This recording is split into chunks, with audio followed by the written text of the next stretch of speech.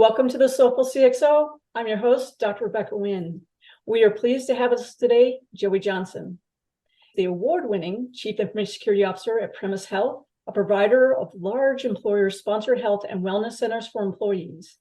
Before joining Premise Health, he was Chief Security Officer for the United States Department of Commerce, Office of Computer Services.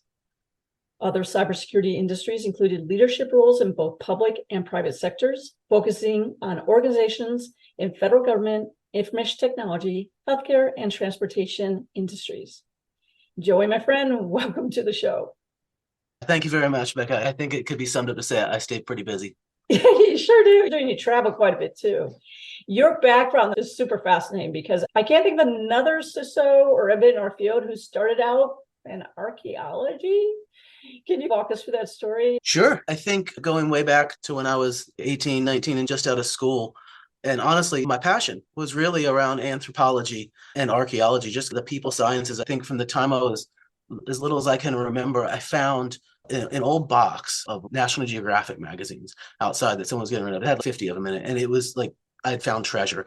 Ever since then, I was hooked on it and really interested in different cultures and philosophies and all the historical cultures that brought them together. And so I just always grew up with a bend towards it. And so it was always just really interesting to me. I met my lovely bride when I was 19, and she said, "So what are you going to do with anthropology exactly?" And I said, "I don't know." I had a friend who at the time, he was in sales for Microsoft. And I said, maybe I'll give that a shot. I was never really a person who wanted to go into sales, but I just turned it into something I studied in school. I found out that I was really interested in technology and I was really interested in the security side of it. So it went from there. But I will tell you that I think as I look back, the lessons I learned from that school of study, working in restaurants and dealing with people, are actually some of the greatest lessons I've taken with me into my leadership today. Can you share some of those lessons that you think have transferred into your leadership? Yeah, absolutely. Everybody knows, and for those who've worked in restaurants, they certainly the customer is always right. But one unique thing that I think that's different and maybe even controversial in my security outlook, typically security leaders are really focused on risk reduction, which is great. It's our job. But I look at it from a business leader perspective of understanding what the business risk appetite is. And as crazy as it sounds, those were lessons that I learned when working in restaurants. You'd have people that would come in and they were upset. They didn't even come there to have a good time. Like they showed up and they're like, "I've had a bad day and I'll make you have a bad day." You had to learn how to diffuse those situations, right? You had to learn how to spend more time listening than talking and really understanding where someone was coming from. And I made it my personal mission when I had someone who came in that was so frustrated. I was like, I want to make sure that they have a good time when they leave here. I want to make sure that we find a way to be creative and solve their problem and make sure that they have the good time they came here for. It sounds like an odd analogy, but the corollary is in business, specifically in security leadership, you're dealing with very high stakes. Security issues go straight to the top very quickly and people get panicked very quickly. And so you're having to manage multiple different things, right? You have to manage a leadership audience who understand these are high stakes games. You have to manage a technical team who could be running in different directions, and you have to calm that audience down and walk them through it. You're having to deal with legal audiences who are saying, "Hey, what's going on? Where are we?" Customers, you have to keep happy. So there's really this massive sort of people skills, soft skills side to thing that I think is really critically important to just be able to get out of the technology. And at the end of the day, you're working with people. You mentioned about tying into the risk appetite of the organization, but a lot of companies, when you ask them what's your enterprise risk management, what is your risk appetite, they haven't have it defined or well defined. How do you recommend that we navigate that? I think everything starts with relationships, doesn't it? I've been the CISO at this organization for 14 years now. I joined Premise Health when I was the only security person. We've grown 10 to 15 times in that time. And now I've got a team that's almost 50 people. Through that whole time, it was really building relationships and listening to the other leaders. Hey, what are you guys dealing with? What are you working on? What's hard for you? What's challenging? I found that there's always a security underpinning that can contribute and help the business in pretty much every vertical. But when you look at it, what I found is in talking with other leaders, the world that we live in, it's moving really fast. Every one of us knows you go to any conference every year, there's new acronyms that are getting thrown out by Gartner or whoever. And we're just, sometimes we laugh, but we know it's moving really quick. And it's hard enough for us to keep up with it. For a non-technical audience, this is a completely foreign language. You really have to change that message. But what I found was that those leaders, do understand risk. Even if they don't have their risk appetite defined, they can inherently know what it is and their level of comfort. They understand execution risk. They understand financial risk. They understand market perception risk. They understand all of these risk dynamics. What they don't always understand really well is cyber world and where the security risk is. What I have found is where you're trying to close the risk appetite gap, the challenging thing is they know there's this big scary monster called cyber and the cyber threats, but they don't understand where to allocate resources to it in the best way to get the best ROI. It seems like there's 500 things that they could apply resources to. And so how do they get that bang for the buck and make sure they're making the right investments? Yeah, one of the things that I know that's always a bigger challenge is when we're trying to present that to the executives or the leadership board. Have you found the secret sauce, the holy grail, an effective way to try and present those to the board or to the executives? I think we found an effective mechanism in our world, but also sitting on the other side of the table when I'm on boards and advising them. I actually think it's not a one size fits all thing. Every board is different. We know right now, looking at SEC outcomes, that there's really this push to get that cyber presence directly on boards, but not all of them have them. So it really depends upon who is the board, what is their personality, what is their outlook, what is their risk appetite, how well do they understand what's happening. Usually at the board level, I've found it's a narrative. I'm fortunate enough that I meet with my board fairly regularly, formally and informally, with different members of those groups. I have found that they don't really care as much about specific metrics. What they care about is the narrative and the trajectory of the business and what the direction of the business is and where it could introduce risk. For example, we started having conversations to say, I can manage all these metrics over here with my executive team, but at the end of the day, if we were not a software development company and we now want to look at making acquisitions of companies that are, because strategically that benefits us, you need to understand there are subsequent investments we're going to need to make to implement a secure SDLC, to make sure we can develop software end to end, release it appropriately, and have all the security controls in place. We're going to have to protect our source code. We're going to have to protect how we build secure code. We're going to have to worry about open source security issues. Those were the kind of things understood. Okay, I understand that there's an ancillary additive cost and level of work and effort to do this. It drove a conversation to say, hey, the thing is that we can scale things pretty well. If you want to buy one software company, you're going to need to make the same investment as you do if you want to buy 10. But if we make those investments, you can then go buy 10 and not have to do this over and over. Because what I found was a lot of times the concern, the cost to do this thing securely seemed disproportionate to this investment that we want to make. And it's on a one-to-one basis. That's true. It could be. Our job is to make sure that we build a safe hotel for all the people. If you put one person in it or 10,000 people, we still need to build the same safe hotel with the same supplies. So that was part of it. The other thing that I found is really understanding as a security leader what your relationship is with your own internal executive audience. The one thing that you don't want to do is throw the rest of your executive team under the bus, is make it look like, hey, I have either an adversarial relationship with them or I don't have an audience with them, and put things that create more consternation and tension within your organization. You really need that alignment with your own executive leaders to say, hey, what is the narrative you guys are presenting? Because if you're coming in cold from a security story without the context of everything else they're hearing, it's probably going to fall on deaf ears, or they're not going to know what to do with it. But if you can say, hey, what's the narrative you're presenting? What are the things you're asking the board to make a decision on, weigh in, opine on, and align the message to that, that tends to be very helpful.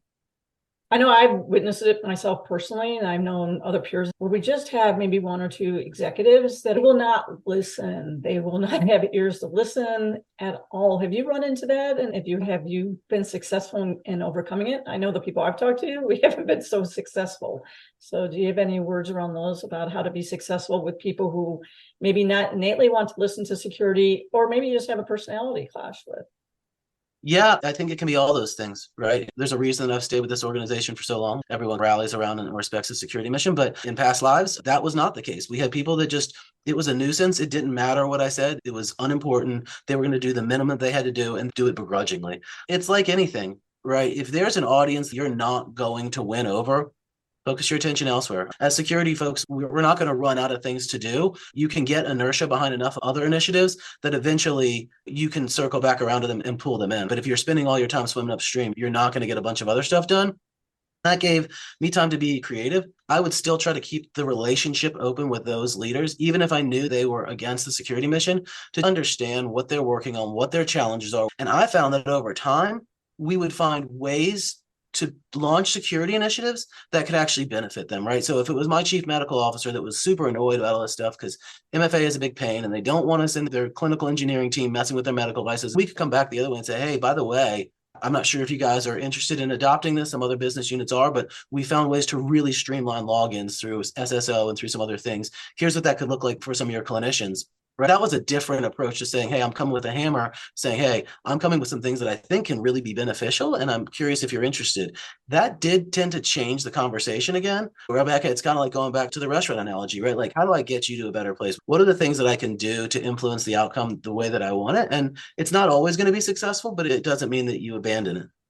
One of the things I've seen is where, like when you said multi-factor authentication, is we're just going to flip it on for everybody, and we're not going to look to see how they might be impacted with applications they need and things along those lines. Is that what you see too? Is us not understanding the business enough that it's all in or nothing, and we will not do that gradual? Do you find that holistically as being an issue on our part? I totally agree. It's hard. It requires discipline for us as security leaders. We see things that are on fire and really need to be addressed.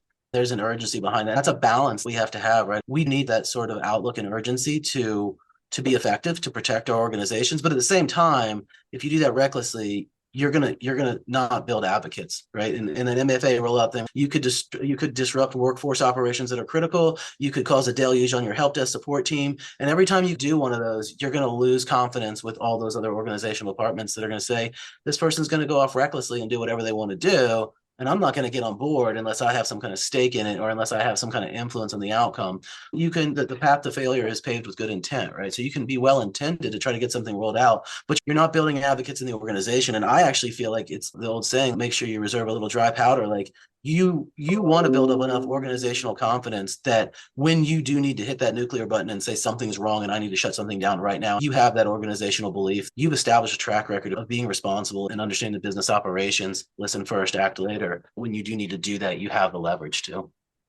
Yeah, we do see a lot of CISOs, I say, really reevaluating their position in CISOs, because some companies out there that might not be supporting you, maybe it's just the wrong company. But now, as we look at more emerging technologies and we see our avenues of attack gone up exponentially, how do you see that's being dealt in healthcare holistically? Because healthcare is one of those ones that you're trying to get out of legacy systems, and dealing with all the emerging technologies just took off on steroids.